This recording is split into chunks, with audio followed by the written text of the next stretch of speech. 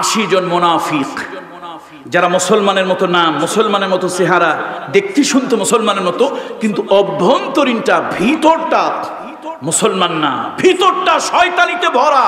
ওদেরকে বলা হয় মুনাফিক, হিপোক্রেট। এই মুনাফিকেরা বাড়ি বাড়ি গিয়া মানুষের মধ্যে ঘুম ঢুকাতে শুরু করলো। অজুহাত, কি বলেন তো? অজুহাত। যে শোনো, যে গরম পড়ছে, সারা বছর আমরা খাই গাছের খেজুর, খাই ছাগলের দুধ, উটের দুধ, দুম্বার দুধ, ভেড়া বকরির দুধ, আর ওর গোশত খাই। এই 3 জিনিসই তো আমাদের খাবার। তো যদি গরমে ভেড়া বকরি ছাগল মরে যায়, গোশত পাবা কই? দুধ পাবা কই? আর যদি গাছের খেজুর পেকে, ওই অভিযান থেকে ফিরে আসতে আসতে খেজুর পেকে তলায় পড়ে সব যদি নষ্ট হয়ে যায়, পচে যায়, খাবা কি? সারা বছর খাবা কি? আঙ্গুল চুষবা? কেউ কেউ দেখলো কথা তো ঠিক, মনটা কেমন কেমন হয়ে গেল।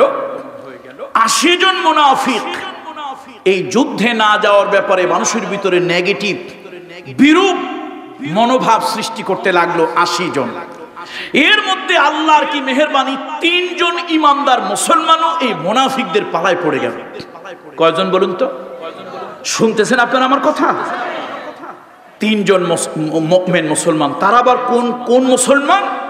একদম সাচ্চা মুসলমান, জলিল কদরের মুসলমান, উচ্চঙ্গের সাহাবী।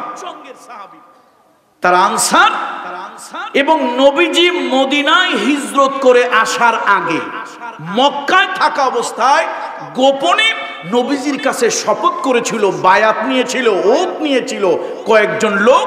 এটাকে বলা হয় বাইয়াতুল আকাবা। সেই আকাবার শপথ নিয়েছিল। একজন হলেন কাব ইবনে মালিক, একজন হলেন মুরারা ইবনে রবিয়া, আরেকজন হলেন হেলাল ইবনে উমাইয়া।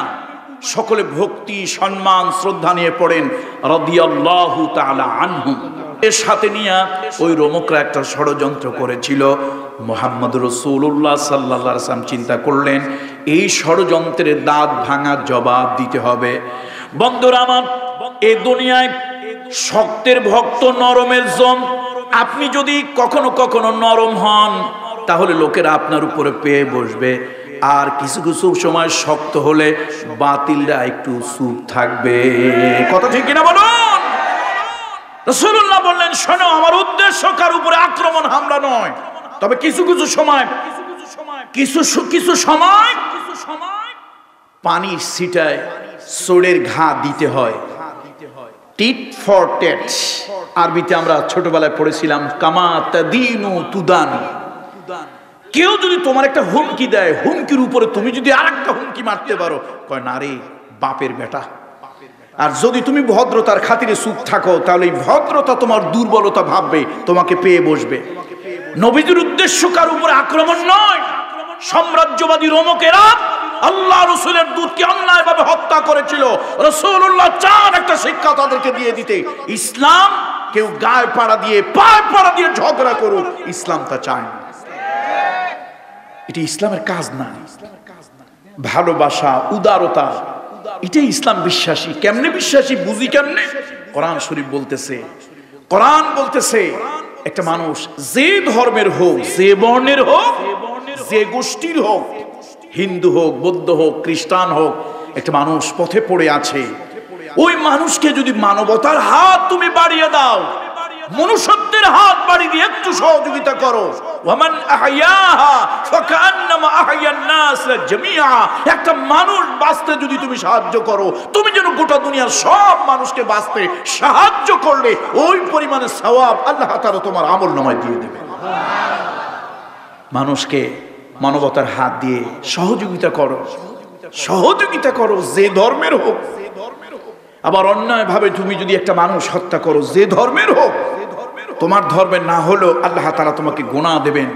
তুমি যদি অন্যায় ভাবে একটা মানুষকে হত্যা করো, মান কাতালা নাফসান বিগাইরি নাফসিন আও ফাসাদিন ফিল আরদ ফাকান্নামা কাতালান নাস জামিআ, তুমি যদি অন্যায় ভাবে প্রতিহিংসার কারণে একটা নিরপরাধ মানুষকে হত্যা করো, কোন মুসলমান বলা হয় নাই, কোন মুমিন বলা হয় নাই, কোন নামাজি রোজাদার বলা হয় নাই, একটা মানুষ যদি হত্যা করো, হিন্দু হোক, বৌদ্ধ হোক, পাশ্চাত্যের হোক, তুমি একটা মানুষ যদি হত্যা করো, তুমি যেন গোটা দুনিয়ার সব মানুষ হত্যা করলে সেই গুনাহ আল্লাহ তাআলা তোমার আমলনামায় দিয়ে দেবে। সুতরাং ইসলাম উদারতা, মানবতা, মনুষ্যত্ব পৃথিবীতে প্রকাশ করেছে। নবীজি বললেন, যাও তোমরা যার যার তৈরি হও, তোমাদের কার কি দেওয়ার মতো অ্যাবিলিটি, সক্ষমতা আছে আমার কাছে আনো, দান করো। সাহাবারা যার যার চলে গেলেন, যার যার বাড়িতে চলে গেলেন। কিন্তু কিছু লোকেরা যারা হলো মুনাফিক, ওরা বিভিন্ন ধরনের অপপ্রচার, মিথ্যা প্রচার শুরু করলো। সাহাবীদের যার যা ছিল, সময়টা একটু দুর্ভিক্ষের সময়, আবার ওদিকে গাছে ফল পাকার সময় হয়েছে। প্রচন্ড গরমের কারণে ভেড়া, বকরি, উট, দুম্বা, ছাগলগুলো অনেকটা দুর্বল হয়ে গিয়েছে। যদি এগুলি মারা যায় তাহলে আরবরা কি দিয়ে চলবে? এর দুধ, গোশত দিয়ে তারা জীবন ধারণ করে। বড় একটা কঠিন মুহূর্ত। আল্লাহর নবী মসজিদে নববীতে বসা, কেউ নাকের ফুল, কেউ কানের দুল, যার যা আছে দিতে লাগলো। যার যা দেওয়ার মতো আছে সব মসজিদে নববীতে জমা করতে লাগলো। হযরত আবু বকর সিদ্দিক রাদিয়াল্লাহু তাআলা ছোট্ট একটা পোটলা নিয়ে এলেন। তিনি দেখলেন রাসূলুল্লাহর সামনে একটা স্তূপ হয়ে গেছে। ওই স্তূপের উপরে তিনি ছোট্ট পোটলাটা রাখলেন। দূরে গিয়া তিনি চোখ দিয়ে জর্জর করে পানি পড়ছে, টপ টপ করে পানি পড়ছে। তিনি কাঁদছেন আবেগে। নবীজি জিজ্ঞেস করলেন, আবু বকর কেন কাঁদো, কি জন্য কাঁদো? ইয়া রাসূলুল্লাহ, এই জন্য কাঁদি, আমি তো তেমন কিছু দিতে পারলাম না। আল্লাহর নবী বললেন, তুমি ঘরে কি রেখেছো আর কি নিয়ে এসেছো? বলল, ইয়া রাসূলুল্লাহ, আল্লাহর কসম করে বলি, দুনিয়ায় সম্পদ বলতে যা বুঝায় ভ্যালুয়েবল থিং, এই দুনিয়ায় মূল্যবান যা কিছু বুঝায়, আল্লাহর কসম আমার ঘরের মধ্যে এমন কিছুই নাই। আল্লাহর ভালোবাসা, রসুলের ভালোবাসা, আল্লাহর মোহাব্বত, রসুলুল্লাহর ইতাআত, এটাই আমার ঘরে আছে, আর দেওয়ার মতো কিছুই নাই। যা ছিল আমি নবীজির কাছে, নবীজির খিদমতে হাজির করেছি। ইয়া রাসূলুল্লাহ, আর আমার কিছু দেওয়ার মতো নাই, দেওয়ার পরিমাণটা অনেক কম, এই জন্য মনটা খারাপ। আল্লাহর নবী বলেন, ও আবু বকর, মনটা খারাপ করো না। তোমার যে দেওয়ার মতো মন মানসিকতা আছে, ঘরের মধ্যে কিছুই রেখে আসনি, তুমি যে অল্প দিয়েছ, এটাই আল্লাহ তাআলা তোমার থেকে কবুল করে নিয়েছে। একজন মহিলা এলো, একটা মহিলা কোলের দুধের একটা বাচ্চা নিয়ে আসছে, হয়তো 6 মাস বয়স হবে, প্লাস মাইনাস যাই হোক, এই বয়সের একটা দুধের বাচ্চা মহিলা নিয়ে আসলো। ইয়া রাসূলুল্লাহ, ইয়া রাসূলুল্লাহ, হে এই বাচ্চাটা আপনি গ্রহণ করুন, এই বাচ্চাটা আপনি গ্রহণ করুন ইয়া রাসূলুল্লাহ। আল্লাহর নবী একটু বিরক্ত হয়ে বলেন, ও মহিলা, আমি তো কোনো বিনোদনে যাচ্ছি না, আমি তো কোনো আনন্দে যাচ্ছি না, তোমার এই বাচ্চাটা দিয়ে আমি কি করব? কি হয়েছে? কি হয়েছে?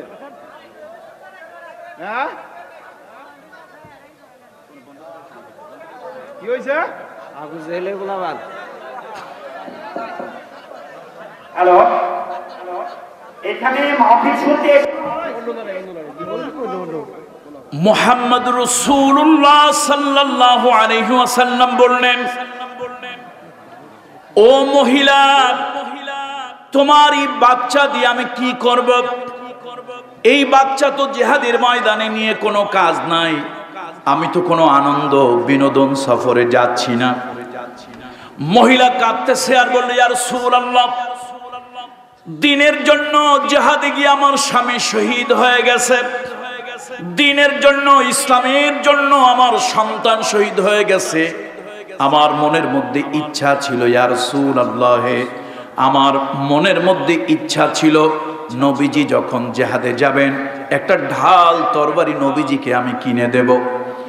কিন্তু ইয়া রাসূলুল্লাহ, আমি এত দরিদ্র হালাতে আছি, এক বেলা খেলে আরেক বেলা খাবার জোটে না, অর্ধাহারে অনাহারে থাকতে হয়।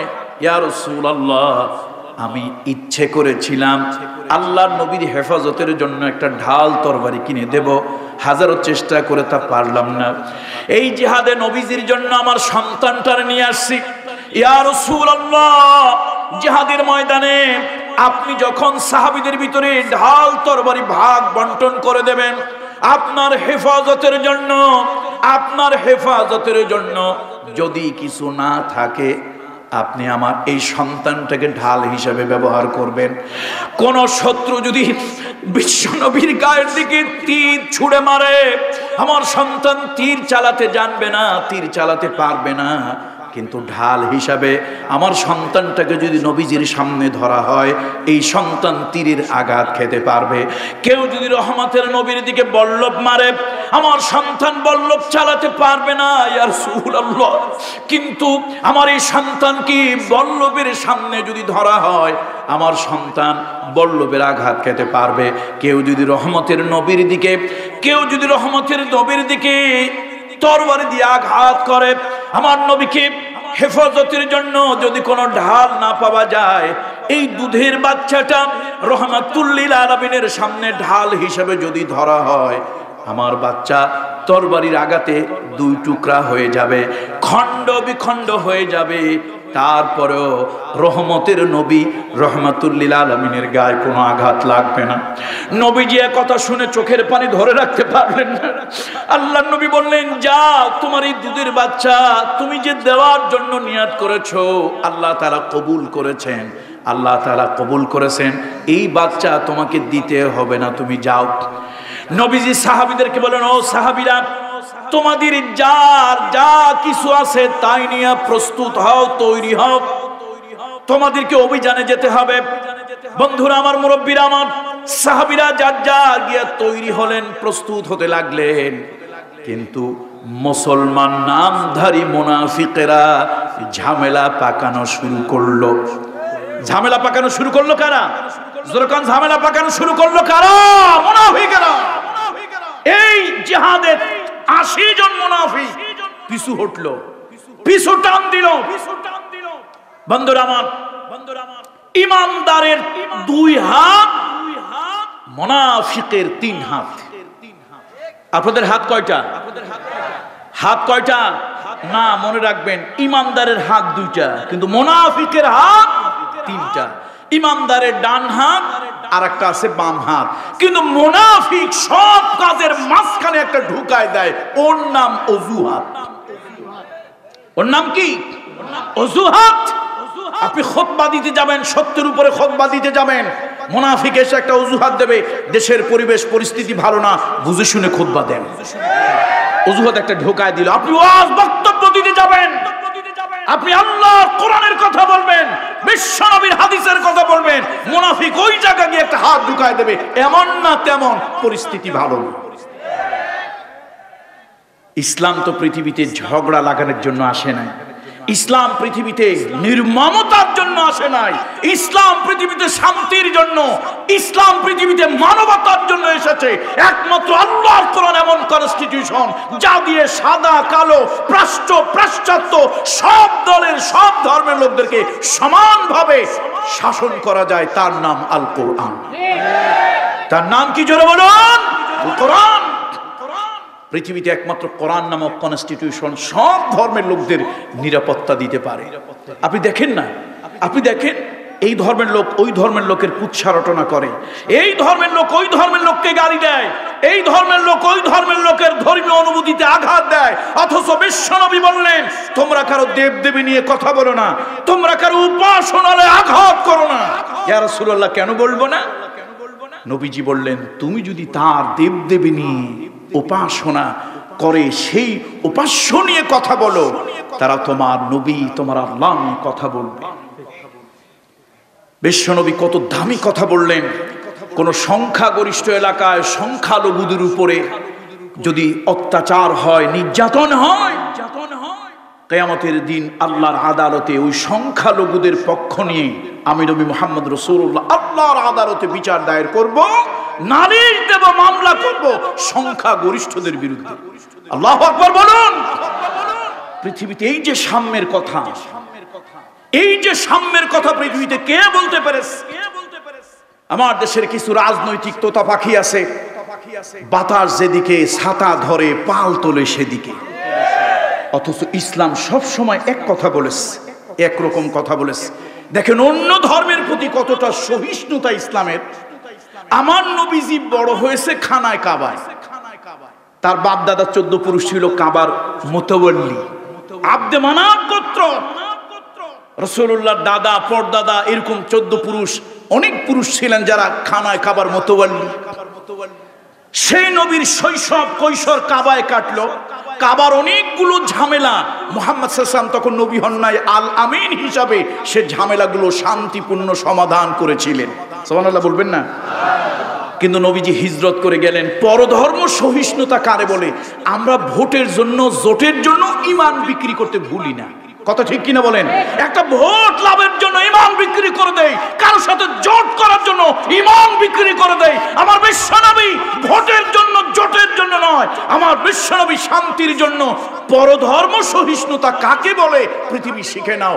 অন্য ধর্মের লোকদের প্রতি সম্মান কাকে বলে পৃথিবী শিখে নাও। নবী মুহাম্মাদের কাছ থেকে আল্লাহর হাবিব গেলেন মদিনার অধিকাংশ অধিবাসীরা হলো ইহুদি, তারা উত্তর দিকে ফিরে সালাত আদায় করে, বাইতুল মুকদ্দাসের দিকে ফিরে।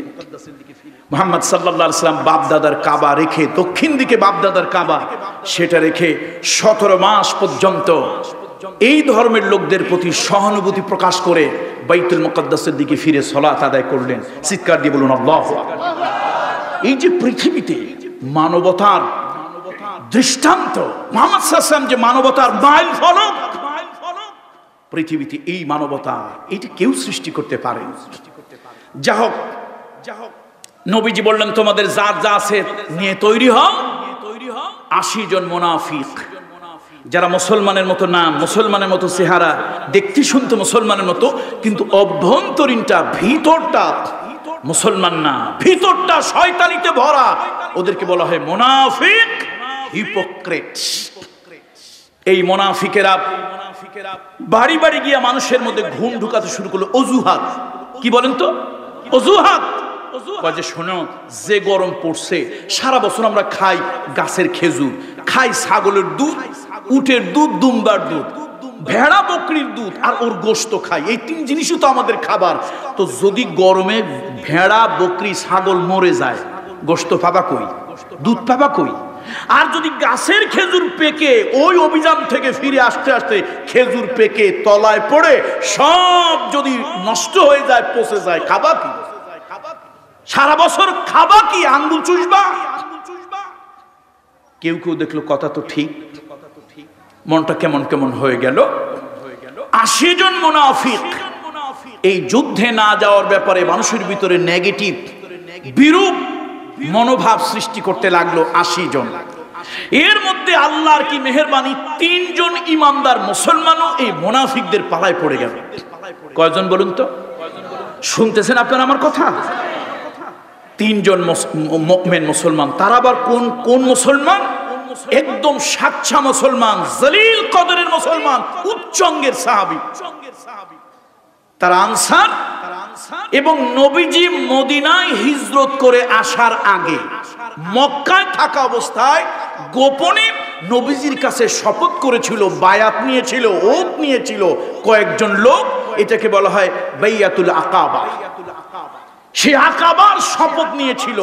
একজন হলেন কাব ইবনে মালিক, একজন হলেন মুরারা ইবনে রবিয়া, আরেকজন হলেন হেলাল ইবনে উমাইয়া। সকলে ভক্তি, সম্মান, শ্রদ্ধা নিয়ে পড়েন রাদিয়াল্লাহু তাআলা আনহুম।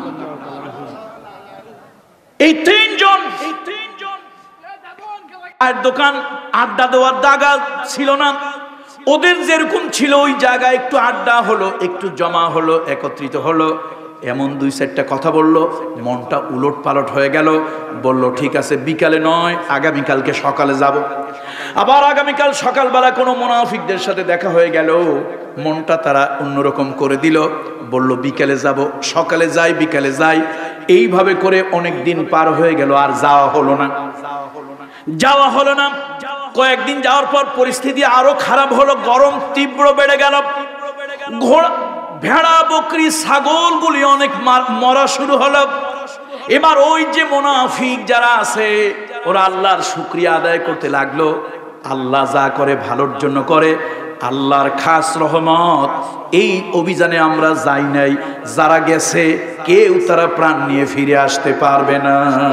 নাউজুবিল্লাহ বলুন। দেখছেন চোরেরা আল্লাহরে ডাকে। এই মিয়া শোনেন, ইমানদার যদি আল্লাহরে একবার ডাকে, চোরে আল্লাহরে কমসে কম 4 বার ডাকে। চোর আর ইমানদার এক হয় কখনো? বলতে পারেন আনসারী সাহেব কেমন কথা, চোরে আল্লাহরে বেশি ডাকে, ইমানদার কম ডাকে? প্রমাণ নেন। চোরে আজকে রাত্রে চুরি করতে যাবে, একটা মেন্টাল প্রিপারেশন আছে না?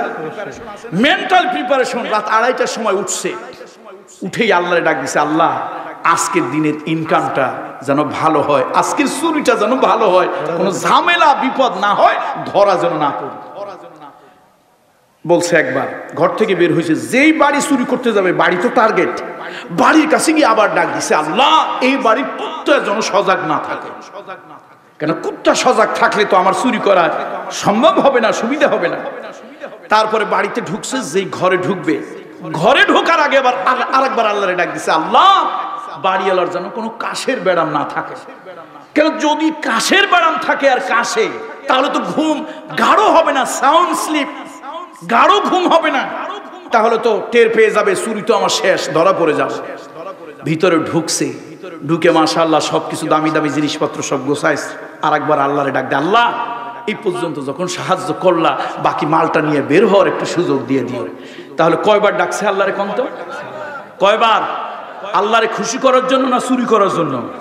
আরে খুশি করার জন্য না চুরি করার জন্য? তাহলে চোরেও আল্লাহরে ডাকে আর ইমানদারে আল্লাহরে ডাকে, তবে কি জন্য? সন্তুষ্ট করার জন্য। আল্লাহু আকবার। বন্ধুরা আমার, এখন মুনাফিকেরা খালি আল্লাহর শুকরিয়া আদায় করে, আরে আল্লাহ যা করে ভাই আলহামদুলিল্লাহ বলো, ভাই আল্লাহ শুকরিয়া আদায় করো, আল্লাহ যা করে ভালোর জন্য করে, আরে আল্লাহ আমাদেরকে কুদরত দিয়ে নেয় নাই, যারা গেছে তাদের খবর নাই, দেখুন না কোনো খবর আসতেছে না, যারা গিয়েছে জান নিয়ে কেউ ফিরে আসতে পারবে না, যদিও পিছনে কেউ পালায়, আরে রোমকদের বিরুদ্ধে অভিযান 4টা খানি কথা। দেখো পৃথিবীতে সুপার পাওয়ার যারা ফিরে আসবে, দেখো কি অবস্থায় ফিরে আসে, কোনো হুঁশ থাকবে না। এখন 3 জন ইমানদার একটা দোদুল্যমান অবস্থার মধ্যে, কয়েকদিন পর প্রায় 690 কিলোমিটার দূর, কি 4টা খানি কথা, কয়েকদিন পর হঠাৎ মদিনার থেকে আকাশ বাতাস ধুলোয় ধূসরিত করে আল্লাহু আকবারের তাকবীরের আওয়াজ আকাশ বাতাস মুখরিত করে, ধ্বনিত রণিত প্রতিধ্বনিত করে একদল লোক আসতে লাগলো। লোকেরা বুঝতে পারলো অভিযানে মুসলমানরা বিজয়ী হয়ে মদিনায় ফিরে আসতেছে। এখন মুনাফিকের এক সর্বনাশ কাম হইল কি, ভাবলাম কি আর হইল কি। হঠাৎ মুনাফিকেরা চিন্তা করলো, যাক যুদ্ধে যাই নাই, অপরাধ একটা হয়েছে, নাটক করতে যদি ভুলি তাহলে গর্দান থাকবে না। এবার সব মুনাফিকেরা গিয়ে আবা কাবা জুব্বা জাব্বা লাগাইস, বড় হুজুর নবীজির সামনে গিয়ে নাটক শুরু করলো, ইয়া রাসূলুল্লাহ 3 খান তরবারি ধারাইছিলাম, নিয়ত একেবারে পাকা করে ফেলছিলাম, এই যুদ্ধে যদি ইসলামকে কেউ বাধা দিতে আসে, বাতিলকে মারবো, প্রয়োজন হলে মরে শহীদ হয়ে যাবে। নবীজি চিন্তা করে, আরে বাপরে এরকম মুসলমানরা, ইয়া রাসূলুল্লাহ বউটা অসুস্থ তাই যাইতে পারি না। তরবারি কয়খান ধারাইছিল, রেডি হয়েছিল, অনেক কিছু দিনের জন্য করে ফেলতো। নবীজি আন্নাসু ইয়াকিসু আলা মা নাফসি, আন্নাসু ইয়াকিসু আলা মা নাফসি, মানুষ যে যেরকম তার চিন্তা ভাবনা মানসিকতা মেন্টালিটি ওরকম। এখন নবীজি তো সহজ সরল দিলে সহজ সরল চিন্তা করে, উম্মতের প্রতি তো তিনি দরদি, উম্মতের কান্ডারি, তিনি চিন্তা করে, হারে আমার উম্মত কি দরদ, 3 খান তরবারি ধারাইছিল, জানটা দিয়ে দিত আজকে, না হলে যে কি করতো, এরা গেল তো আমার আরো সুবিধা হয়ে যেত। কয়জন ইমানদার পালায় পড়ছিল, কয়জনে এর মধ্যে কাব ইবনে মালিক রাদিয়াল্লাহু তাআলা চিন্তা করলো, সবাই গিয়ে নাটক করে, আমি তো দেখতেছি এরা কারা কি করছিল, করি কি। শেষে উনি ডিটারমাইন্ড হলেন, একেবারে মন স্থির করে ফেললেন, আল্লাহ নবীকে যদি আমি বানাইয়া কোনো মিথ্যা নাটক বলি, মিথ্যা কথা বলি, নবীজি হয়তো সরল মনে বিশ্বাস করবেন, কিন্তু আল্লাহ তাআলাকে তো ফাঁকি দেওয়া যাবে না। এখন নবীজিরা আমি মিথ্যা বলবো, আল্লাহ তাআলা নবীজিরে সব জানায় দেবে, গোপনতা আউট হয়ে যাবে। সুতরাং জিহাদে যাই নাই, নবীজির কথা মতো যাই নাই, মুনাফিকদের তালে পড়ে অজুহাত সৃষ্টি করেছিলাম, এই একটা কবিরা গুনাহ অপরাধ করেছি। মিথ্যা বলে আরেকটা অপরাধ, এটা করবো না। নবীজি জেল দেখ, জরিমানা করুক, ফাঁসি দেখ, যা আল্লাহ নবী দেয় তাই মানবো, মাথা পেতে নেবো, তো মিথ্যা বলবো না। কি বলবো না? মিথ্যা বলবো না। কয়জন কয়জন বন্ধুরা আমার, মুরব্বীরা আমার, এই 80 জন মুনাফিক, ভেষধারী, লিবাসধারী, নামধারী মুনাফিকেরা অনেক ধরনের গল্প সাজালো, কিন্তু 3 জন সাহাবী, কাব ইবনে মালিক রাদিয়াল্লাহু তাআলা আনহু, মুরারা ইবনে রাবিআ রাদিয়াল্লাহু তাআলা আনহু, আর হেলাল ইবনে উমাইয়া রাদিয়াল্লাহু তাআলা আনহু নবীজির কাছে আসলেন, চোখের পানি ছেড়ে দিয়া বললেন, ইয়া রাসূলুল্লাহ, এই জিহাদ বড় কষ্টের জিহাদ, সুসময় বন্ধু বটে অনেকেই হয়, অসময় হায় হায় কেউ কারণ নয়। সুদিনে অনেক বন্ধু পাওয়া যায়, সুসময় অনেক বন্ধু পাওয়া যায়। ও টাঙ্গাইল ভুঁইয়াপুরের ভাইরা, অনুনয় বিনয় করে বলি, আপনার একটা কথা মনে রাখবেন, ইসলামের সুদিনে যদি বন্ধু হন আপনি আসল বন্ধু নন, ইসলামের দুর্দিনে যদি ইসলামের পাশে এসে দাঁড়ান আপনি হলেন ইসলামের আসল বন্ধু। ইসলামের দুর্দিনে পাশে এসে দাঁড়ানো এটা আল্লাহর কাছে বড় গ্রহণযোগ্য। ওই 3 জন সাহাবী চিন্তা করলেন, এই দুর্দিনে আমরা তো যাই নাই, এটা একটা অপরাধ করেছি, এখন মিথ্যা নাটক বানিয়ে ড্রামা করব, এটা আরেকটা অপরাধ হবে, জান চলে যাবে, নবীজি যা ফয়সালা দেবেন তাই হবে, আল্লাহর হাবিবের কাছে মিথ্যা বলবো না। রাসূলুল্লাহর দরবারে তারা চলে এলেন, আল্লাহর হাবিবের কাছে কান্না জড়িত কণ্ঠে বলেন, ইয়া রাসূলুল্লাহ, ওই মুনাফিকদের সাথে থেকে থেকে মনটা কেমন যেন হয়ে গেছে, ইমানটা যেমন দূর হয়ে গেছে। ইয়া রাসূলুল্লাহ, ইমানের মধ্যে ভয় ঢুকে গিয়েছিল, বিভিন্ন অজুহাত বাহানা চলে আসছিল, হুজুর অপরাধ করেছি, ক্ষমা করে দেন। আল্লাহর নবী রাগ হয়ে গেলেন, বলেন, শোনো, আমি আল্লাহর পক্ষ থেকে কোনো ফয়সালা না হওয়া পর্যন্ত তোমাদেরকে কিছুই বলতে পারবো না। ও আমার সাহাবীরা, এই 3 জনের সাথে তোমাদের খাওয়া দাওয়া, উঠা বসা, সালাম কালাম তোআম, খাওয়া দাওয়া, উঠা বসা, মুআমালাত সব বন্ধ। তাদের স্ত্রীদেরকে বলে দেওয়া হলো এদের সাথে সম্পর্ক যেন না রাখে, তার কারণ তারা যদি মুনাফিক হয়ে যায়, ইমান থেকে যদি খারেজ হয়ে যায়, বিবি তালাক হয়ে যাবে, আর এই বিবি এই স্বামীর সঙ্গে ঘর সংসার করতে পারবে না।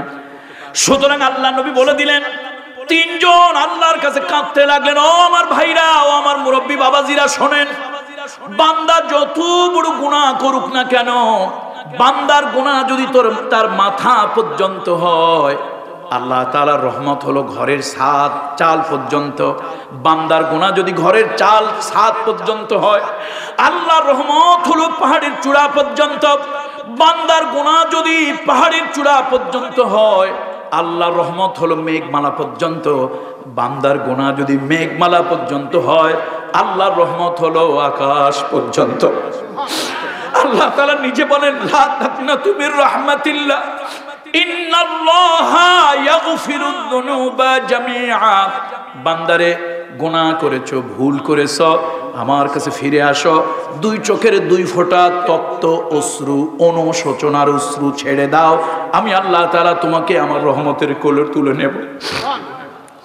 এই দুনিয়ায় সন্তান যত বড় অন্যায় করুক, এই দুনিয়ায় সন্তান যতই মা বাবাকে ভুলে যাক, এই দুনিয়ায় সন্তান মা বাবার দিলে যত আঘাত দেখ না কেন, মা বাবা কিন্তু সন্তানকে ভুলে যায় না। দুনিয়ার মা আবার বাপের দিলে যদি এত দয়া থাকে, আরশের মালিক আল্লাহ বলেন, আমার সৃষ্টির প্রতি মা বাবার থেকে লক্ষ কোটি গুণ বেশি মায়া। ও আমার বান্দা বান্দিরা, তোমরা যদি পালায় পড়ে, শয়তানের ফেরেবে পড়ে, বন্ধুর পালায় পড়ে, নফসের তাড়নায় পড়ে যদি তোমরা সত্য থেকে বিচ্যুত হয়ে যাও, গুনার পথে যদি পা বাড়াও, আবার যদি কখনো তোমার ভুল বুঝতে পেরে আমার কাছে তওবা করো, আমি আল্লাহ গফুর, গফফার, রহিম, রহমান, সব গুনাহ খাতা তোমার এই রহমতের চাদর দিয়ে মুছে আমি আল্লাহ তাআলা আমার কুদরতি কোলে আবার তুলে নেই। আল্লাহ তাআলা সে কথাটা বলছেন, শোনো, وعلى الثلاثة الذين خلفوا, ওই তিন জনের কথা যারা নাকি মুসলমানদের সঙ্গে যায় নাই, মুনাফিকদের পালায় পড়ে যারা থেকে গিয়েছিল। وعلى الثلاثة الذين خلفوا حتى إذا ضاقت عليهم الأرض بما رحبت, তারা যা করলো এই জন্য তাদের দিলের মধ্যে অনুশোচনা এলো, তাদের দিলের মধ্যে ভয় এলো, আর তাদের মনে হলো গোটা দুনিয়া তাদের জন্য সংকীর্ণ হয়ে গেছে। হযরত কাব ইবনে মালিক বলেন, ও দুনিয়ার মানুষ, ভালো করে শুনে নাও, বিশাল পৃথিবী।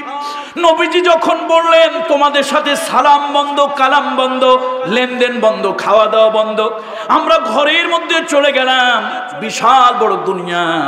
আমাদের কাছে মনে হলো এই দুনিয়ায় একটা পাও ফেলার জায়গা নাই, পৃথিবী যেন আমাদের কাছে সংকীর্ণ হয়ে গেল। এবার আমরা তিনজন কান্নাকাটি করতে লাগলাম, আল্লাহর কাছে দিনে রাত্রে কাঁদলাম, সিজদায় পড়ে কাঁদলাম। 50 দিন পার হয়ে গেল। কাব ইবনে মালিক রাদিয়াল্লাহু তাআলা আনহু বলেন, এবার চিৎকার দিয়ে আল্লাহকে বললাম, আল্লাহ। আল্লাহ ডাকলে শোনে কিনা বলেন, ডাকলে শোনে কিনা বলেন। তফসিরের ভিতরে এসেছে সূরা লোকমানের তফসির, কোন বান্দা বান্দি তো দূরের কথা, একটা সৃষ্টি যদি দুর্বল রুগ্ন হইয়া আল্লাহকে যদি আল্লাহ বলে ডাক দেয়, আমার আল্লাহ তাআলা ওই 7 তবক আসমান নয়, জমিন নয়, আরশে আজিমে বসে ওই ডাক আল্লাহ শুনতে পান।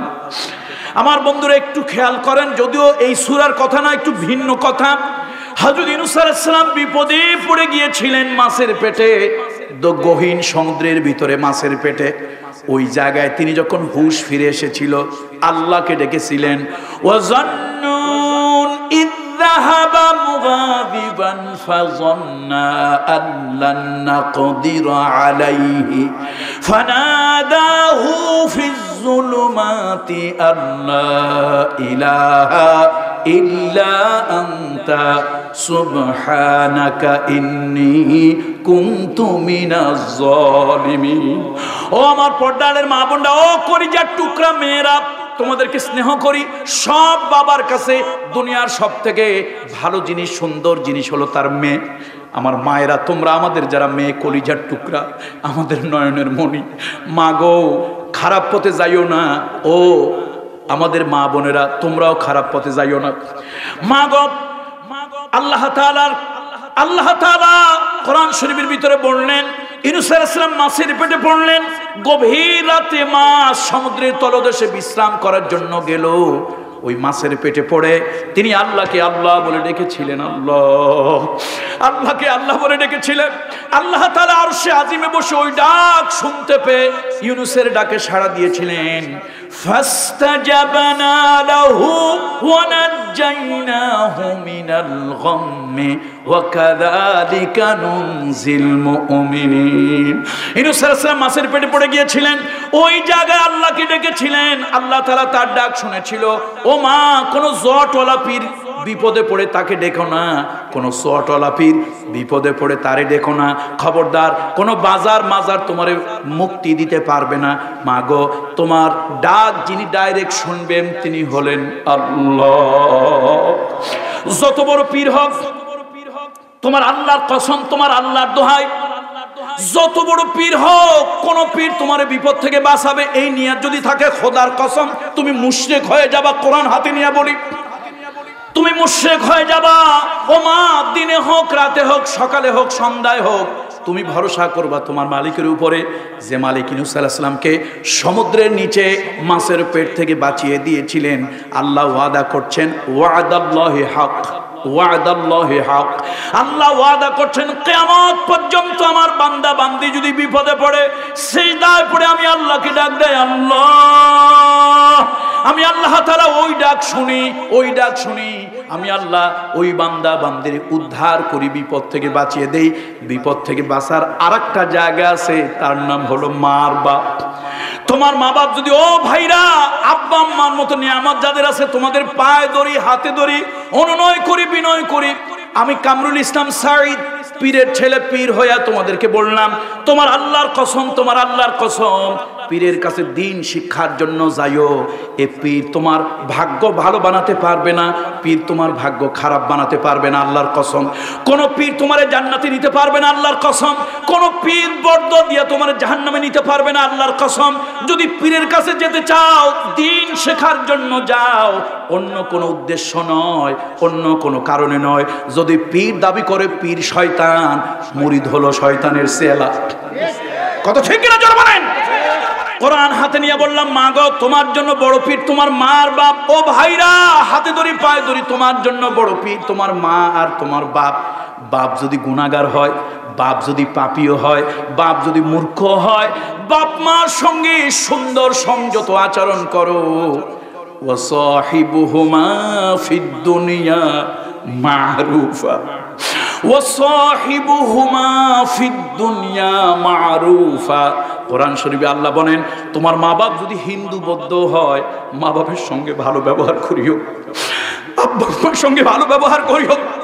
আব্বা আম্মা যদি মূর্খ হয়, আব্বা আম্মা যদি কালো হয়, আব্বা আম্মা যদি নাবোজ হয়, এমন কি আল্লাহ না কোন, তোমার আব্বা আম্মা যদি অমুসলিম হয়, খবরদার মা বাপের সঙ্গে খারাপ ব্যবহার করিও না। এই দুনিয়ার মধ্যে আল্লাহর পরে যার সঙ্গে ভালো ব্যবহার করবে, নবীজি বলেছেন, আল্লাহর পরে যার সাথে ভালো ব্যবহার করবে, আল্লাহর কোরআন বলেছেন, সে হলো মা আর বাপ। সুবহানাল্লাহ। কেউ যদি তার পেরেশানি দূর করতে চায়, রিজকের ভিতরে ওয়াসাত, রিজকের মধ্যে বরকত আনতে চায়, আব্বা আম্মা আর রক্তের আত্মীয় এই সম্পর্ক ছিন্ন করবেন না। আজকে তো মানুষ নাই, মানুষগুলি জানোয়ার হয়ে গিয়েছে। সম্পদের কারণে মায়ের পেটের ভাইয়ের সাথে সম্পর্ক ছিন্ন করে, সম্পদের কারণে রেহেমের সম্পর্ক ছিন্ন করে। ওই যে কিছুদিন আগে কোথায় যেন মাহফিলে আসছিলাম, বলছিলাম সিংগলিয়াতে, বলছিলাম আমাদের চরিত্র হয়েছে পরের জমি 3 হাত দখল করে খায়, এরপরও আইলে দাঁড়াইলে মনে হয় ভিতরে আরো 2 হাত পায়। এই চরিত্র আমাদের এলাকায় আছে, আপনাদের এলাকায় নাই? আসেনি? আল্লাহ, মক্কায় তো গাদা আছে দেখা যায়। খবরদার, এটা একটা মানসিক রোগ। পরের জমি আপনার প্রভাব আছে, ক্ষমতা আছে, প্রতিপত্তি আছে, আপনি সেই জোরে পরের জমি 3 হাত দখল করে খাচ্ছেন। আবার মানসিক একটা রোগ, আইলে দাঁড়াইলে মনে হয় বোধহয় আরো ভিতরে 2 হাত পাই। ও ভাই, তোমার কতটুক লাগবে? কতটুক লাগবে তোমার জায়গা? তোমার কবরের জন্য, তোমার কবরের জন্য মাত্র 3.5 হাত জায়গার দরকার। তাও কোরআন শরীফে সূরা লোকমানে বলতেছে, সূরা লোকমান বলতেছে 5 জিনিসের খবর মানুষের কাছে নাই। এর মধ্যে একটি হলো বিআইয়ি আরদিন তামুত। আমিও জানি না আমার মৃত্যু কোথায় হবে, কোন দেশে হবে, কোন জমিনে হবে। আপনিও জানেন না আপনার মৃত্যু কোথায়, কোন জমিনে হবে। এত জবরদখল করলাম, শেষ ওই জমিতেই আমার কবর হলো না। দেখা গেল লাওয়ারিশ, বেওয়ারিশ লাশ হিসেবে পড়ে আছে। সিটি কর্পোরেশন, কোনো পৌরসভা অথবা কোনো চেয়ারম্যান সাহেব দয়া দাক্ষিণ্য করে এলাকার লোকজন নিয়ে সরকারি খাস জমিতে মাটি দিয়ে দিছে, যাও যেখানে লাশ হোক দাফন করে দাও। রাগ করতেছেন আপনার আমার প্রতি? অসন্তুষ্ট হচ্ছেন? এই মানবিক গুণগুলো একটু জাগ্রত করি ভাই। ওয়াজ তো 30-40 বছর ধরে শুনতেছি। মানবিক গুণ যদি আমাদের মধ্যে একটু জাগ্রত না হয় ভাই, তো মানুষ হয়ে লাভ কি? একটু মানুষ হই, আমিও হই, আপনারাও হন, বলেন আল্লাহুম্মা আমিন। তো যা হোক, বলতেছিলাম রাসূলুল্লাহ সাল্লাল্লাহু আলাইহি ওয়াসাল্লামের কাছে কয়জন এসেছে? 3 জন এসেছে। নবীজি তাদের ব্যাপারে ফয়সালা দিয়েছেন, আল্লাহ তাআলা না বলা পর্যন্ত তোমাদের সাথে সালাম কালাম তম সব বন্ধ। তোমরা মুনাফিকের পালায় পড়ে আল্লাহর হুকুম, রাসূলের হুকুম লঙ্ঘন করেছ। 3 জন গিয়ে বাড়িতে কান্না শুরু করলো। কয়দিন পার হইছে? 50, 52, 54 এরকম বিভিন্ন মন্তব্য আছে, তবে 50 দিন পার হয়েছে, এটা সর্বসম্মত। বন্ধুরা আমার, 50 দিন পার হয়ে গেল। দেখেন, বান্দা যত বড় গুনাহগার হোক, চোখের পানি ছেড়ে দিয়া বান্দা যদি আল্লাহর কাছে কাঁদে, আল্লাহ তাআলা কবুল করে নেন। কোরআন শরীফ বলে, সুম্মা তাবা আলাইহিম লিয়াতুবু ইন্নাল্লাহা হুয়াত তাওয়াবুর রহিম। আল্লাহ তাআলা তওবা কবুলকারী, তিনি দয়াময় করুণাময়। আল্লাহ তাআলা তাদের তওবা কবুল করে নিলেন। ও তিনজন জলিল কদরের সাহাবী, উচ্চঙ্গের সাহাবী, আকাবার শপথের সাহাবী, বদরি যুদ্ধের সাহাবী, তোমাদেরকে আল্লাহ তাআলা মাফ করে দিল, তবে একটা শর্তে। দেখেন আদালত দেয় না শর্ত সাপেক্ষে, দেয় কিনা? আরে কথা কর না, জামিন দেয়, তবে কিসে? শর্ত সাপেক্ষে। এই শোনো, তোমাদেরকে মাফ করে দিলাম, তবে শর্ত সাপেক্ষে। কি শর্ত? এবার শোনেন।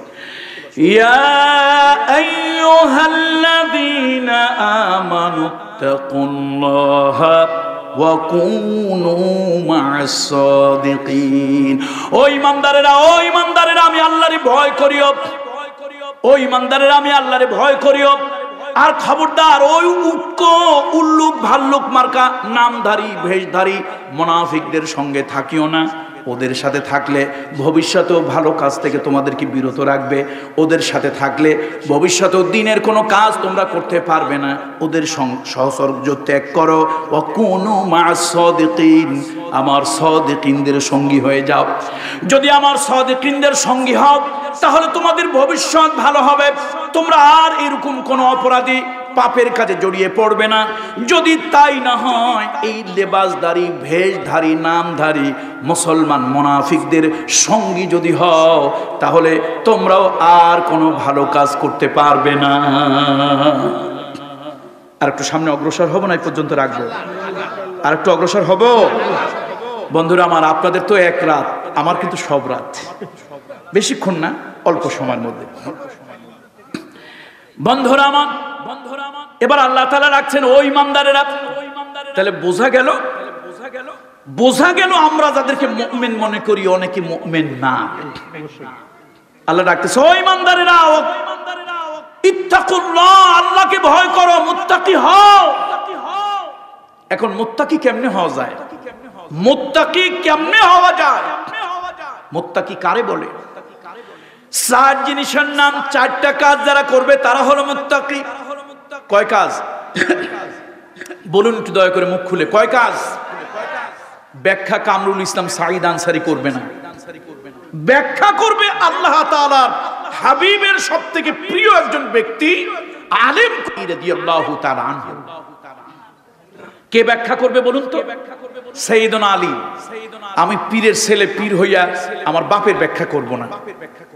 এই পৃথিবীতে যতগুলি বই কিতাব আমি পড়েছি, আমার ক্ষুদ্র জ্ঞানে, একেবারে সামান্য জ্ঞান, এর মধ্যে তাকওয়ার সবথেকে ভালো ব্যাখ্যা আমার যেটা পছন্দ হয়েছে, সাইয়েদনা আলী। মানুষটা এত সুন্দর দামি কথা বলেছে, যদি মানুষটারে পাইতাম, জড়িয়ে ধরে তার কপালে শ্রদ্ধার সহস্র চুম্বন এঁকে দিতাম। আল্লাহ কিয়ামতের দিন যেন সাইয়েদনা আলীরে জড়িয়ে ধরে 1000 সহস্র চুম্বন তার কপালে দেওয়ার তৌফিক যেন দান করেন। বলেন আল্লাহুম্মা। মানুষটা যে এরকম, কথাটা এরকম দাম। তিনি বলেছেন, শোনো, চার কাজ যদি তুমি করো, তুমি তাকওয়া আসবে তোমার মধ্যে, তুমি মুত্তাকি হবে। কয় কাজ? চার কাজ। সাইয়েদনা আলী বলেন, আত-তাকওয়া হিয়া খাউফুম মিনাল জালিল ওয়াল আমালু বিত-তানজিল ওয়াল কিনাআতু বিল কলিল ওয়াল ইস্তি'দাদু লিয়াউমির রাহিল। সাইয়েদনা আলী বলেন, চার কাজ তার মধ্যে আছে, সে মুত্তাকি। প্রথম হলো মহামহিম আল্লাহর ভয় দিলের মধ্যে নিতে হবে। আল্লাহর ভয় যদি দিলের মধ্যে থাকে, সব ধরনের অপকাজ অপরাধ থেকে নিজের বাঁচানো যাবে। আল্লাহর ভয় যদি দিলের মধ্যে সৃষ্টি না হয়, পুলিশের ভয় দিয়া, ডান্ডার বাড়ির ভয় দিয়া, জেল দেওয়ার ভয় দিয়া, জরিমানা করার ভয় দিয়া মানুষ ভালো বানানো যাবে না।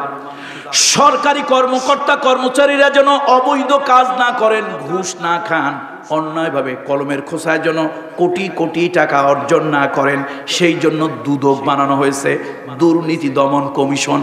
কিন্তু আমরা দেখতে পেলাম পত্রিকায়, জাতীয় পত্রিকায়, ওই দুর্নীতি দমন কমিশনের বড় বড় অফিসার দুর্নীতির দায়ে বরখাস্ত হয়ে গেছে।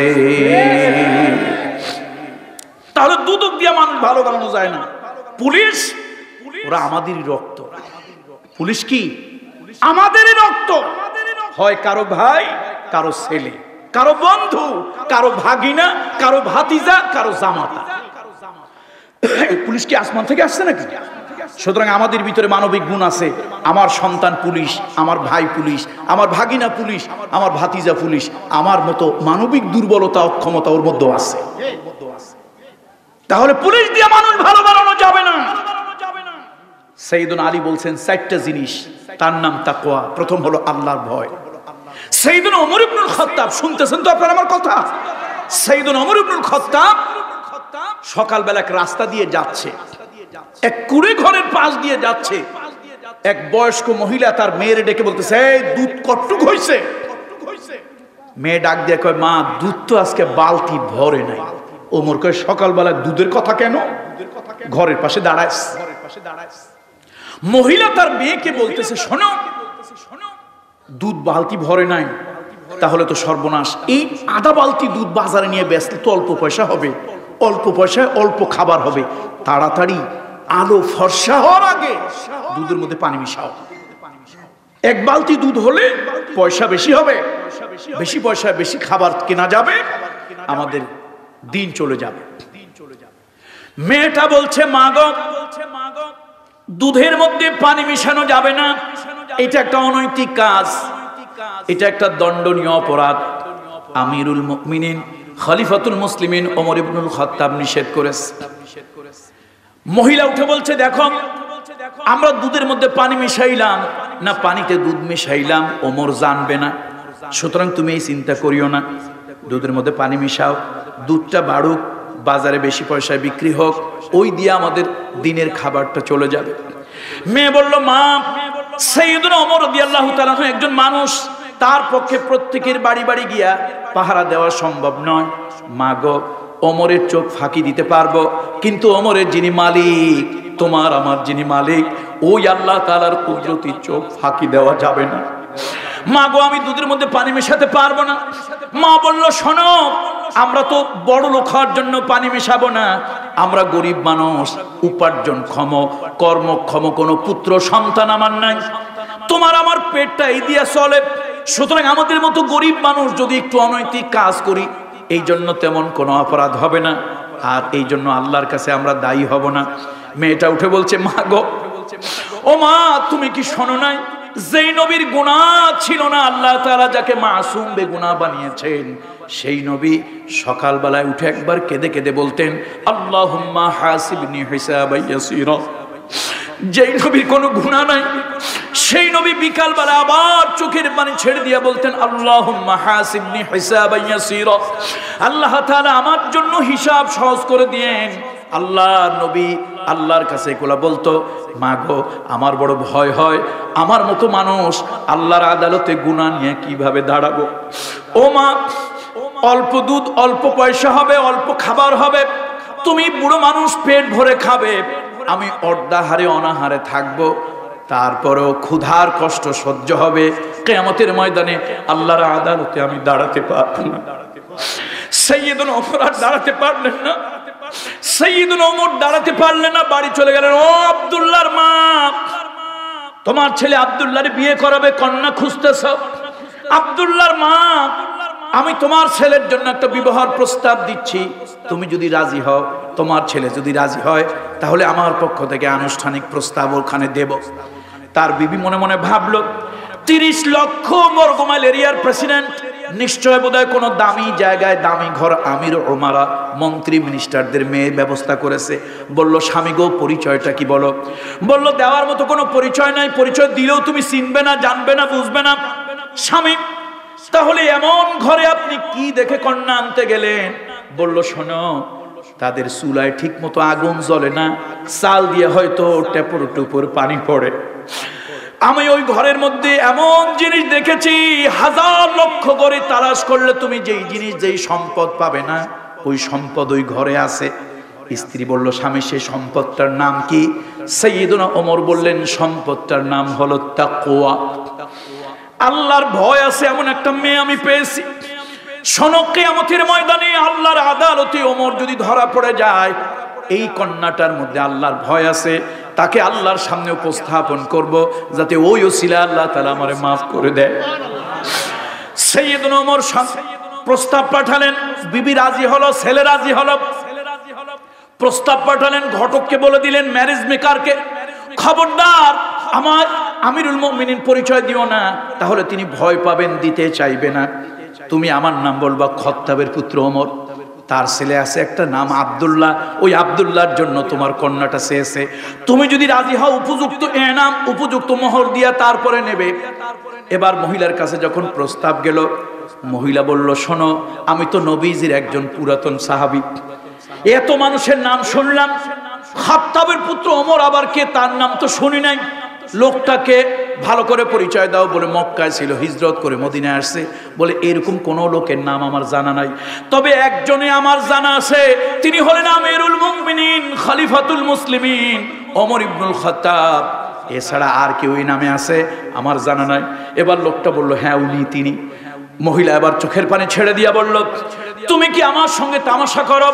যার ঘরের চুলায় ঠিক মতো আগুন জ্বলে না, এক বেলা খাওয়া হয় তো আর এক বেলা হয় না, যার চুলায় যার চাল দিয়া বৃষ্টি হলে টেপর টুপুর পানি পড়ে, তার ঘরের কন্যা আমিরুল মুমিনিন নেবেন, এটা তো বিশ্বাস হয় না।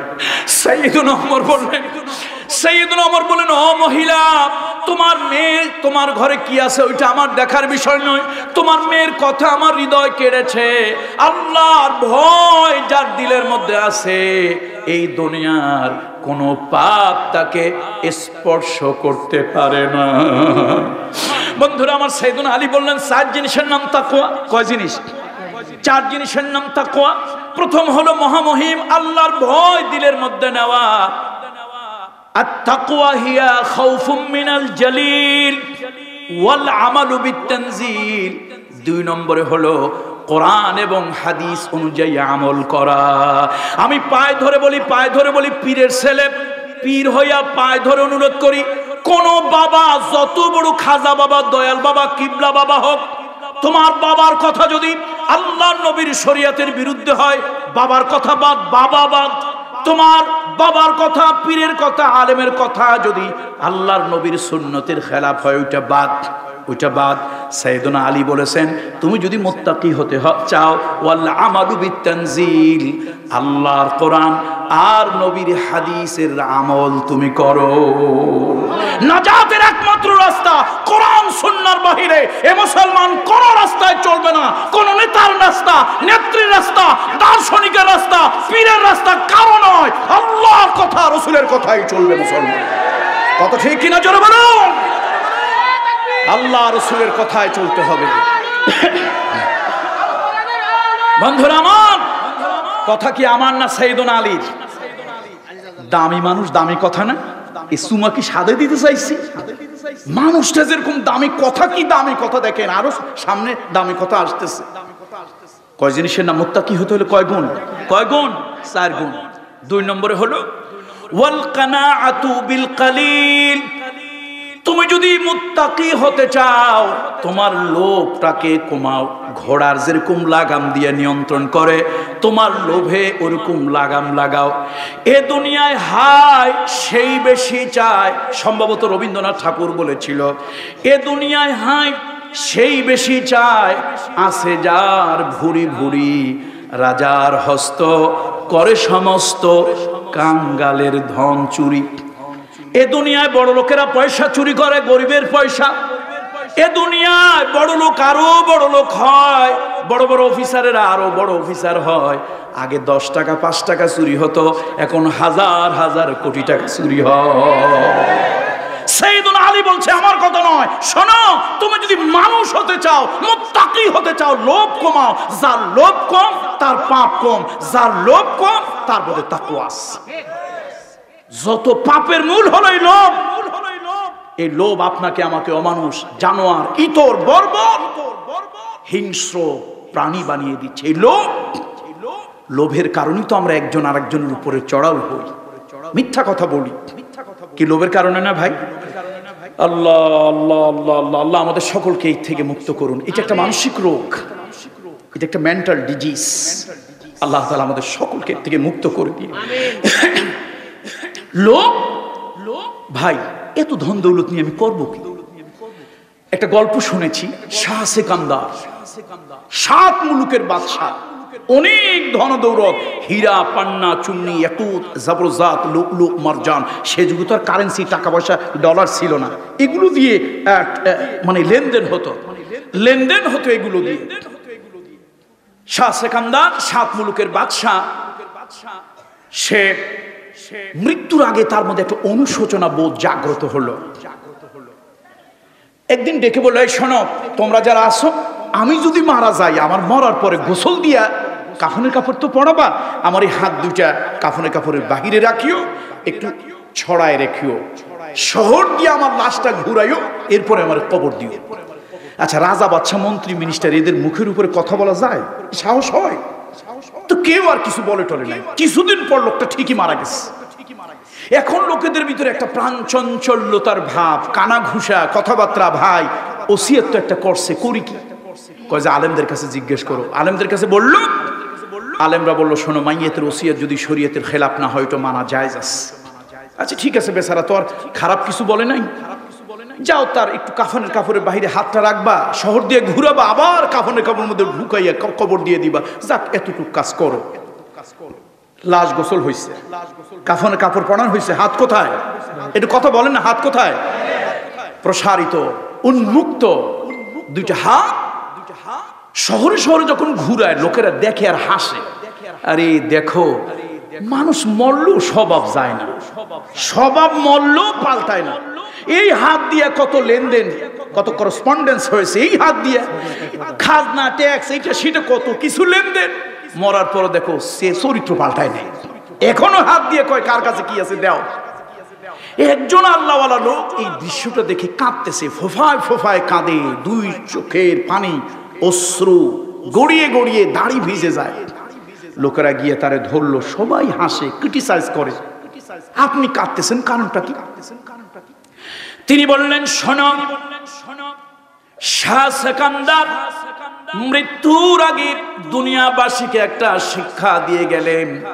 তিনি তার ভুল বুঝতে পারলেন, শিক্ষা দিয়ে গেলেন, ও দুনিয়ার মানুষ, বিশাল সাম্রাজ্য অথবা বিশাল দেশ ধনভাণ্ডারের মালিক ছিলাম, আজকে মৃত্যুর পরে কবর দেশে রওনা হলাম। আল্লাহর কসম, বৈষয়িক সম্পদ যা বুঝায় কিছুই নিয়ে যেতে পারলাম না। বিশ্বাস না হয় খালি হাতটার দিকে তাকাও, বৈষয়িক কোন ধন দৌলত কিছুই নিয়ে যেতে পারলাম না, খালি হাতে গেলাম। আর আমার জীবনের 2-1টা নেক আমল আমার সাথী হলো। বন্ধুরা আমার, মুরব্বীরা আমার, লোভের কারণে আমরা একজন আরেকজনের উপরে অস্ত্র ধরি, লোভের কারণে মিথ্যা মামলা করি, লোভের কারণে মানুষকে আক্রমণ করি, লোভের কারণে অনেক কিছু করি। সাইয়েদুনা আলী বলেছেন, মুত্তাকি যদি হতে চাও 3 নম্বরে কাজটা করো, ওয়াল কানাআতু বিল কালিল, লোভটারে কমায় দাও।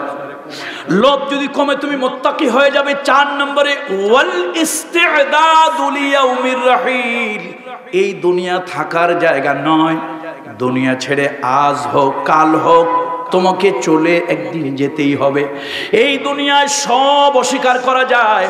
নাস্তিকেরা স্রষ্টা অস্বীকার করেছে, unseen is nothing, there is no god, স্রষ্টা সৃষ্টিকর্তা বলে কিছুই নাই, এ কথা বলেছে। কিন্তু পৃথিবীর একজন নাস্তিক এ কথা বলতে পারে নাই, মৃত্যু বলে কিছু বিশ্বাস করি না। মৃত্যু হলো ইউনিভার্সাল ট্রুথ, চিরন্তন সত্য। মৃত্যুর থেকে ইউনিভার্সাল ট্রুথ, মৃত্যুর থেকে বাস্তব সত্য আর কিছুই নাই। জন্ম যেরকম সত্য, তার থেকে 1000 গুণ সত্য মৃত্যু। আজ হোক কাল হোক, 2 দিন আগেই হোক পরে হোক, মৃত্যু তোমাকে বরণ করতেই হবে। মৃত্যুর হিম শীতল কোলে তোমাকে আত্মসমর্পণ করতেই হবে। এই জন্য আল্লাহ তাআলা বলেছেন, কুল্লু নাফসিন যায়কাতুল মাউত। আল্লাহ তাআলা বলেন, ও ইমানদারেরা, কয়জন ইমানদার মনে আসেনি? কয়জনের পালায় পড়ছিল? 80 জন। এইবার তো মাফ করছি, তবে শর্ত দিয়া। শর্ত হলো, এই ইমানদারেরা, মুত্তাকিদের সাথে আমি আল্লাহরে ভয় করিও, আর ওয়াকুনু মা'আস সাদিকিন, সাদিকিনদের সাথে থাকিও। না হলে মুনাফিক মার্কা লোকদের সাথে যদি থাকো, তোমরা জলিল কদরের সাহাবী হয়ে যেরকম ভুল করেছো, ভবিষ্যতে এরকম ভুলের আবার পুনরাবৃত্তি হবে। সুতরাং আজকের ভাইরা, ভুয়াপুরের ভাইরা, মুরব্বীরা, আমি হাতে ধরি পায়ে ধরি অনুনয় বিনয় করে বলি, সঙ্গী নির্বাচন সহচর্য। চুম্বকের সংস্পর্শে থাকলে লোহা চুম্বক হয়ে যায়। আপনারাও যদি মুনাফিক মার্কা লোকদের সাথে ওঠা বসা চাল চলন করেন, নেশাখোরের সাথে চললে নেশাখোর হয়ে যাবেন, বদমেজাজির সাথে চললে বদমেজাজি হয়ে যাবেন, ঠকবাজ হিপোক্রেট প্রতারকের সাথে চললে হয়ে যাবেন। আল্লাহ আমাদের সকলকে ভালো করুন, ভালো সোহবতে থাকার তৌফিক দান করুন। যাও, রাত হয়ে গেছে, আমি অনেক দিন যাব। কুনু মা সাদিকিন, সাদিকিনটা কারা? এখন আমরা পিসাবরা কই অকুনু মা সাদিকিন, কোরআনে আল্লাহ বলছে এটা হলো পিসাবরা। ওই আরেক দল কয় অকুনু মা সাদিকিন, ওইটা আমরা। এখন পাবলিক কয় হুজুর আমরা তো ফুটবলের মতো, এ লাথি দেয়, এ হেড দেয়, ও গুতা দেয়, আমরা কোন দিকে যাব? আমি নিজের দিকে ডাকবো না। ওয়াকুনু মা সাদিকিন কারা? এর তিনটা ব্যাখ্যা ইবনে কাসির। পৃথিবীতে যতগুলো দেশ আমি ভ্রমণ করেছি, সব দেশের আলেমদের কাছে একটা অথেন্টিক তাফসীর, যার মধ্যে অথেন্টিকেশন আছে, হাদিসের উদ্ধৃতি, হাওয়ালা, সে তাফসীরটা হলো ইবনে কাসির। ইবনে কাসির বলেছে ওয়াকুনু মা সাদিকিন কারা? যে যার স্বার্থে বলতেছে। আল্লাহ বলছে না কোরআনে ওয়াকুনু মা সাদিকিন, ও তো আমাদের কথা বলছে, আমার কথা বলেছে, ইত্যাদি ইত্যাদি। তাফসীর ইবনে কাসির বলেছে ওয়াকুনু মা সাদিকিনের একটা ব্যাখ্যা হলো ওয়াকুনু মা নবী সাল্লাল্লাহু আলাইহি ওয়াসাল্লাম, তোমরা নবীর সঙ্গী হও। এখন কিছু লোক বলল নবী তো চিরদিন আমাদের কাছে পৃথিবীতে নাই, তিনি তো পর্দার আড়ালে চলে গেছেন, রওজায়ে আতাহারে শুয়ে আছেন। বলল মা আবু বকর সিদ্দিক ওয়া উমর ইবনুল খাত্তাব, এটা হলো দ্বিতীয় ব্যাখ্যা। তাহলে আবার কেউ প্রশ্ন করলো ওমর ইবনুল খাত্তাব, আবু বকর সিদ্দিক তো পৃথিবীতে চিরদিন থাকবেন না। হাসান বসরি বড় দামি মানুষ, তিনি একটা ব্যাখ্যা করলেন, এই পৃথিবীর উল্লেখযোগ্য সব আলেমরা তার ব্যাখ্যাটা গ্রহণ করলো। সুবহানাল্লাহ পড়েন। কার ব্যাখ্যাটা গ্রহণ করলো? হাসান বসরি। কার ব্যাখ্যাটা বলুন?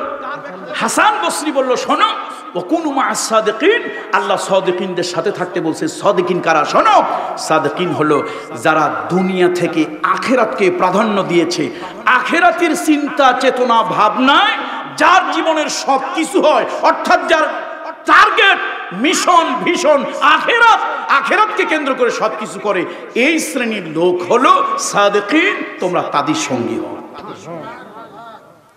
তাহলে আমাদের চিন্তা চেতনা, সমাজনীতি, রাজনীতি, অর্থনীতি দুনিয়ামুখী না আখিরাতমুখী? আখিরাতমুখী। মিথ্যা কথা বলেন কেন ভাই ওয়াজের মাহফিলে এসে? কোনমুখী? কোনমুখী? সত্য কথা বলতে এত দ্বিধাবোধ করেন কেন? আধা ঘন্টা আড়াই ঘন্টা ওয়াজ শুনে মিথ্যা কথা কেন বলেন? দুনিয়ামুখী না আখিরাতমুখী? তাহলে কোনমুখী হতে হবে? বলুন কোনমুখী হতে হবে? আখিরাতমুখী হতে হবে, উইদাউট এনি হেজিটেশন। সত্য কথা বলতে কোনো দ্বিধা নাই। আমাদের সব আজকে দুনিয়ামুখী, বিয়ে শাদী চাকরি নকরি সব দুনিয়ামুখী, সব দুনিয়ামুখী। এগুলি করতে ইসলাম নিষেধ করে নাই, ইসলামে কোনো বৈরাগ্যতা নাই, এগুলি করবেন। হযরত আবু যর, শেষ কথা আমি বলছি শুনুন, হযরত আবু যর গিফারি রাদিয়াল্লাহু তাআলা আনহু ওসমান রাদিয়াল্লাহু তাআলা জোর করে এলাকা ছেড়ে বের করে দিয়েছিলেন। কেন? ওসমান রাদিয়াল্লাহু তাআলা তো জালিম না। নবীজি বলেছেন আমার সাহাবীদের ভিতরে সবথেকে আল্লাহর ভয়, লজ্জা শরম বেশি যার, সে হলো আমার জামাতা। দুইটা কন্যা দিয়েছি আমার ওসমান। একটা মেয়ে দিয়ে খুশি হয়েছি, মেয়েটা মারা গেছে, আরেকটা মেয়ে দিয়েছি, ওই মেয়েটা মারা গেছে। আমি নবী মুহাম্মদের আরেকটা অবিবাহিতা মেয়ে যদি থাকতো তাহলে, বা স্বামী পরিত্যক্তা, আমি আমার ওসমানের কাছে দিতাম। এর প্রতি আমি এত খুশি হয়েছি। সে ওসমান রাদিয়াল্লাহু তাআলা আনহু আবু যর গিফারিরে জোর করে এলাকা ছেড়ে বের করে দিলেন। তার বিরুদ্ধে বিদ্রোহ হলো, ওসমান তুমি জুলুম করেছো। ওসমান বলল না আমি জুলুম করিনি, আমি জালিম নই। তাহলে এই জালিল কদরের সাহাবীটারে তুমি বের করে দিলা কেন? কয় শোনো, সে সকলের কাছে গিয়ে প্রচার করে, কয় ভাই দুদিনের দুনিয়া, তুমি বিয়ে শাদী ইত্যাদি ইত্যাদি করো, এই সাওয়াল মাইয়া, ঘর দরজা সংসার, এর পিছনে যদি সময় দাও তো আখিরাতের কথা চিন্তা করবা কখন? আবু যর গিফারি কথা তো সঠিক বলে, কিন্তু বিশ্ব নবী তো আমার একটা রাস্তা দেখিয়েছেন। আল্লাহ নবী যদি বিয়ে না করতেন আমি বিয়ে করতাম না। আল্লাহ নবীর বাচ্চা কাচ্চা না হলে আমার বাচ্চা কাচ্চা হতো না। আল্লাহ নবী যদি রাষ্ট্র না চালাইতো আমি রাষ্ট্র চালাইতাম না। আল্লাহ নবী যদি ইমামতি না করতো আমি ইমামতি করতাম না। আল্লাহ নবী যদি ব্যবসা বাণিজ্য না করতো আমি করতাম না। আল্লাহ নবী সব ছেড়ে দিয়ে যদি জঙ্গলে চলে যেতেন, আমি ওসমান সব কিছু ছেড়ে দিয়ে জঙ্গলে চলে যেতাম। তাহলে বোঝা গেল দুনিয়া, চাকরি নকরি, ব্যবসা বাণিজ্য এটা বাদ দিয়ে না, বলুন, এটা বাদ দিয়ে নয়, এটা চালাতে হবে। কিন্তু কোন মুখী হইতে হবে বলেন তো? একটু সবাই বলি, কোন মুখী হতে হবে? আখেরাতমুখী হতে হবে। আল্লাহ তাআলা আমাদেরকে আখেরাতমুখী হওয়া, আখেরাতের চিন্তা চেতনায় যারা আছে তাদের সঙ্গী হওয়ার, বন্ধু হওয়ার, অকুনু মা'আস সাদিকিন হওয়ার তৌফিক দেন। তাহলে ওই তিনজন জলিল কদরের সাহাবী 80 জন মুনাফিকের পালায় পড়ে একটা বিশাল বড় কাজ থেকে তারা যেরকম বিরত ছিলেন, আমরাও দিনের সত্য কাজ, দিনের সঠিক কাজ থেকে আমরাও বিরত থাকব। নাম কাওয়াস্তে মুসলমান হব, মুনাফিক মুসলমান হব। আল্লাহ তাআলা সূরাতুত তাওবার এই শিক্ষা আমাদেরকে গ্রহণ করে খাঁটি ঈমানদার মুমিন হয়ে পৃথিবী ছেড়ে চলে যাওয়ার তৌফিক আল্লাহ তাআলা দান করুন।